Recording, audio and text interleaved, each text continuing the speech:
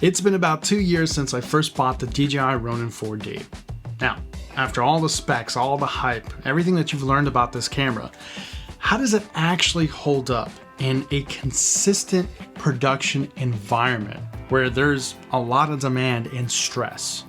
In today's video, I want to talk about the reliability of the DJI Ronin 4D.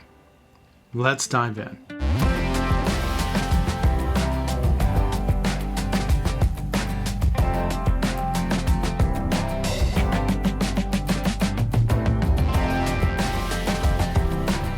Okay, so there was definitely a honeymoon phase when I first bought the Ronin 4D, and I actually got the 6K model when it first came out.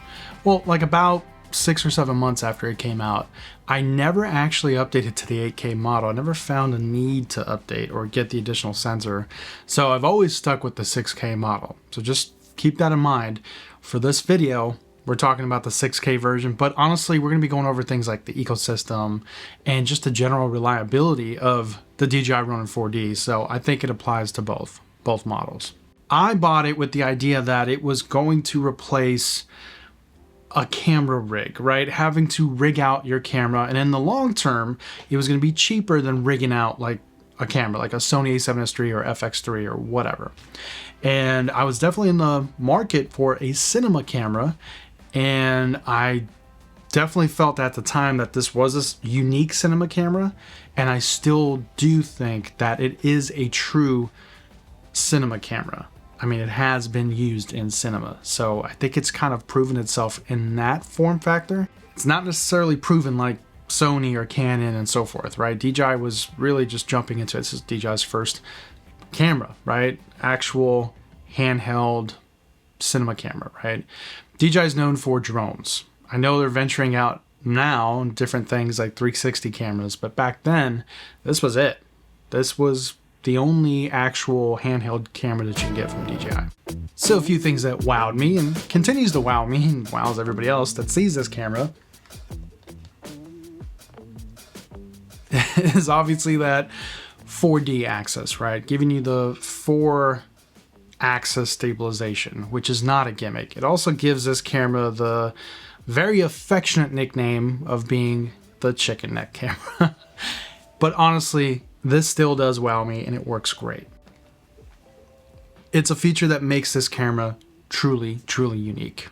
Also things like ProRes internal, that was and is a fantastic thing. A huge letdown was the RAW capabilities. Originally it was going to record RAW, and because of legal issues with Red cameras and things like that, it was pulled and then it was offered again at a subscription fee, or it might have been a one-time fee. I never purchased it. But the camera is more than capable. It has a lot of good recording functions. Not as much as, let's say, Canon C400, but they're useful. They're useful and they work fantastically. Now, my initial perception began to shift a little bit about, I would say, 7 months, 8 months after owning it. Right around the time that DJI started introducing like accessories for this camera that, I don't know, kind of took it in another direction. You guys may or may not remember, but then they introduced the DJI Ronin 4D Flex, which basically made this now detachable, where you can put it on a smaller unit that has a wire, and now it turns into a gimbal. That's where my perception started to change, because I always considered this being a cinema camera. That's what I bought it for. So the weight was sort of kind of going along with the ride. And honestly, it's not that heavy. I mean, it's actually pretty light. When I purchased my second cinema camera and rigged that out, I was like, oh, that's heavy. This one's actually not bad, and the ergonomics are actually pretty good. But beyond the point, that's when my perception started to change, and I realized that DJI didn't know what this camera was actually going to be, right? They released this very unique module camera, and then I could tell that DJI was kind of stumping themselves, in other words. And then I started realizing that, wait a minute, the support for this camera is kind of going downhill. I mean, we haven't gotten another lens since this one right here, the 17-28 T2.0. So that's another indicator that something was going on. I was expecting to see more lenses being offered and growing the ecosystem, right? And that was a strange direction that they went in. Also around that time, I had been heavily using it on several film projects, paid production projects, commercials, and even some interviews. So I actually kind of wanted to make sure I was really detailed in this review. And along the years, I was taking notes on things that I liked and didn't like. I kind of want to make sure that I'm going through this because this is a fantastic camera and I want to pay respect to it. I really do think it's a great camera, and I want to give you guys like honest feedback on how it's been over the years and mainly reliability, right? So let's talk about the realities of the on-set wear and tear. When you are on set, when you are working with a crew, when you're working with different people in different environments, you are going to have some wear and tear. That is unavoidable. You might pick up some dirt, some dust. You might have situations where it's really hot, and you're worried about overheating. You might have some scuffs and drops, or you might bang the camera into things. I mean, you try to avoid those things as best as you can, but there's always going to be wear and tear. I can tell you when it came to the physical things, scuffs, dings, and port issues, I mean, that's the stuff that needs to hold up to daily abuse, right? The camera is still in fantastic shape. It's actually pretty much almost brand new on the outside. And when it came to like dings and scuffs, there's times when I hit it and I'm like, oh no, like that's for sure a ding and that's for sure a scuff. And to my surprise, it's fine. There was no marks on it. So the coating that DJI puts on it's actually quite good. The ports are another big issue. You know, attaching wireless transmitters and HDMIs and all that stuff. Ports do generally get abused. I'm happy that they went with practicality here. The HDMI port, for example, is full size, right? They're not playing that mini stuff. It has professional features. And then if you get the expansion plate, well, now you can get SDI and all that stuff. The ports have been fine. I haven't had any issues with the ports. So now let's talk about the battery degrading. Batteries always have a potential for degrading. They're never going to be exactly how you bought them brand new. The potential for them to fully charge as if they're brand new diminishes over time. That's common. I am happy to report, knowing that DJI has had issues with like their drones and their Mavic series where the batteries expanded or, you know, got bloated and wouldn't fit or stop charging and all that. But the batteries are actually really, really good. I have 5 of them. I bought 5 batteries. They are being swapped regularly. All 5 are still working. All 5, I think last time I checked, they're at 80% capacity, 85% capacity or higher. So we'll see, time will tell, but give them another 2 years. I hope they're still doing good. Sensor, how easy is it to maintain the sensor and cleaning the sensor? Any of you guys out there that are filmmakers, you know that you have to maintain your sensors, and when you're in a dusty environment, no matter how well it's sealed up, just changing lenses will expose the sensor to potentially get dirty or grab some dust or whatever. The design on this camera is quite unique, and I actually really like it. You can actually access the sensor very easily. Take the lens off, and then you can actually take the plate off, the mounting plate, because you can mount, E-mount, L-mount, and so forth. And then it's really easy to get to the sensor and just clean it down. So I've actually been very happy with that aspect, being able to disassemble this camera and get to the sensor quickly and just maintain it has been a really, really good experience. So let's talk about firmware updates and the evolution of this camera. This was a very, oh man, I want to say kind of a disappointing aspect of this camera. It started off good. DJI seemed to be very excited about this camera starting off and did a lot of firmware updates, and then it got kind of quiet. I thought this camera was going to be DJI's little baby that they were really going to push and evolve. And so far, the firmware updates have been kind of, I don't know, lackluster. At least what was promised initially, right? I remember DJI was really marketing this camera as it's only going to get better. We're going to have firmware updates and there's going to be more things coming and stay tuned and all that stuff. And it never quite really happened that way.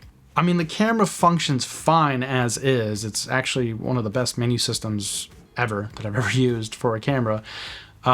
But I just thought there'd be more capabilities, right? Like I thought they'd be adding more things regularly, both hardware and firmware. And you kind of see this trend going on right now where it's kind of just being ignored. So the next thing I want to talk about was, are there any hidden costs related to maintenance and things like that?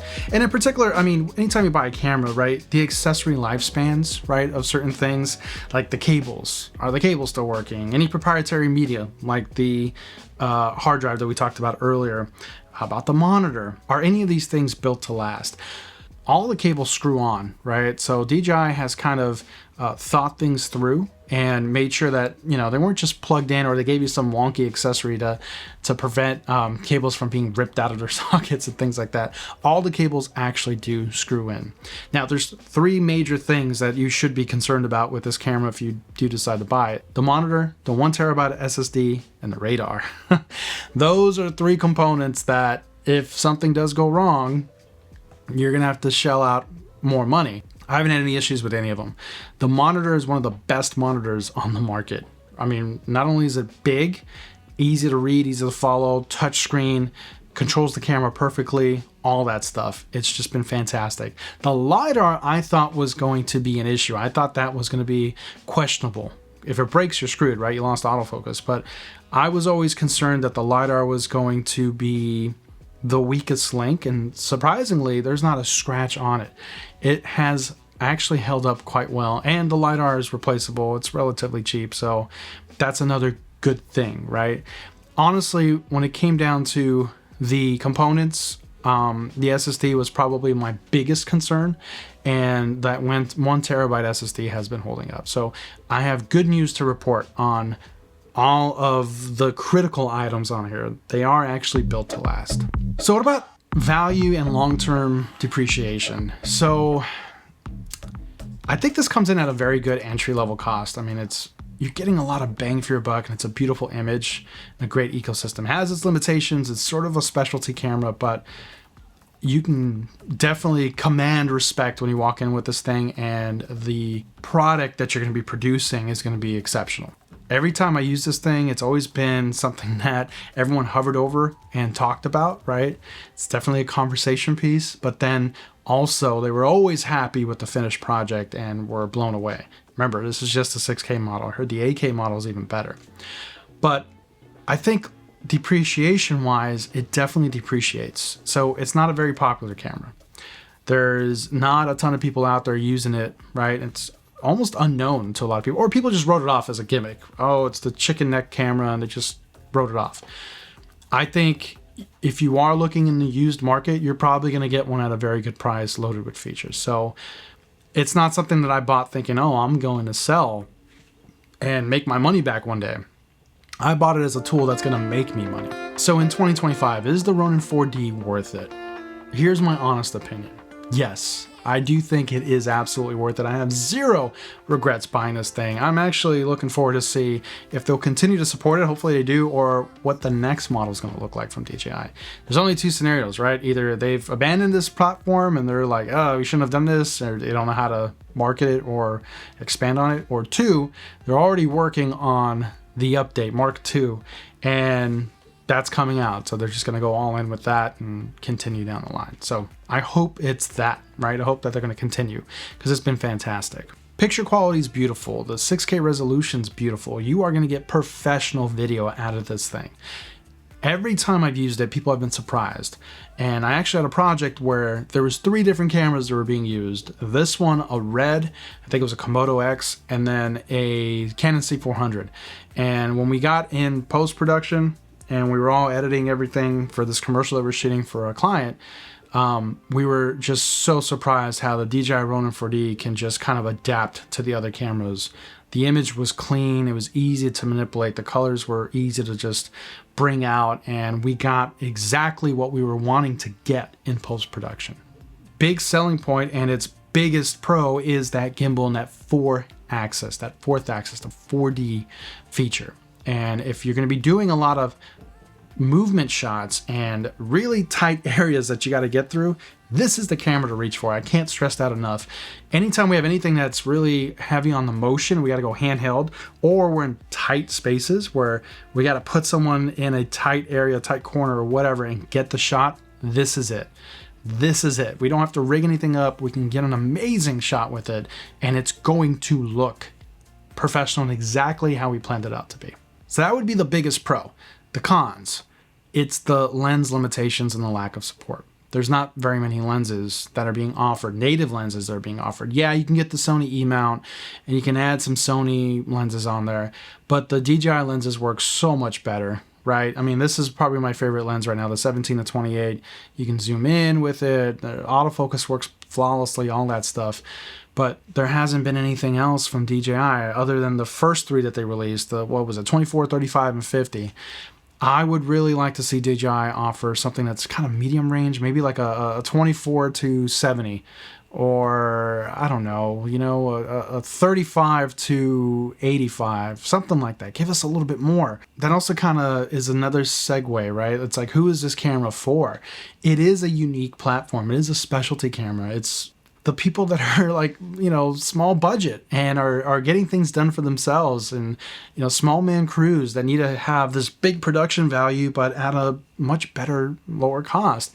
But it's even being used in Hollywood on big production sets for those corner cases where you need something small that can fit in tight places, or you need something that can really, you know, get those action shots and be a great B camera in those scenarios. It's niche, but if you use it, you're kind of like, man, this thing's great, and you know exactly what you're going to use it for going forward. So once you have it in your arsenal, once it's in the toolbox, it's something that you frequently take out. But not only that, you look for scenarios to specifically use it because it's that good.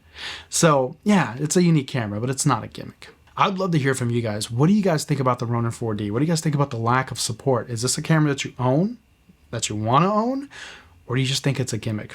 That's it from me, guys. I hope you found this video informative, and if you did, please consider subscribing and joining our channel memberships. I'll catch you in the next video.